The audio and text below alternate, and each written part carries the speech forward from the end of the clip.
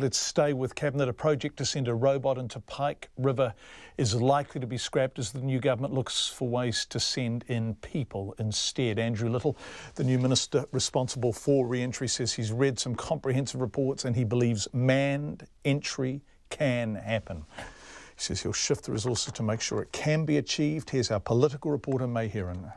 It's been nearly 7 years since an explosion ripped through the Pike River mine, killing 29 men. Well, it'll never be over until, we get that closure. Anna Osborne, who lost her husband Milton in the disaster, says it's been exhausting fighting the previous national government, which maintained that a manned mine entry would be too dangerous. We've just got so many unanswered questions, and is it too hard to give the families the truth? But now, under Labour and the new minister, Andrew Little, things will change. Of course, there are risks involved, but manned re-entry is possible. Giving Anna Osborne hope she'll finally get some answers. It's actually nice to be on the same side as the government now, and we can make huge progress and put smiles on our faces now. Not only is Andrew Little hoping to get manned entry by next April, but it's likely he will get rid of current plans to send in a robot.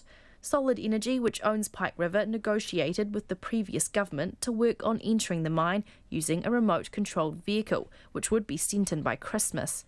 It says it will continue to do that unless directed otherwise by the Labour-led government. Andrew Little is signalling that could happen in the next week. I'm surprised to learn that the unmanned re-entry project is actually about developing some technology that hasn't been developed or tried before. Given how long this has been going on for, given the demands of the families, I'm not sure they should be the subject of an experiment anymore. I think they deserve a better project, if you like, and greater certainty than I think what is being offered. He says all the work done up until this point will need to be revised. And it is about, for the families, I think, giving them some real certainty that the promise made to them that everything that could be done would be done to try to seek to recover whatever remains could be recovered in the drift.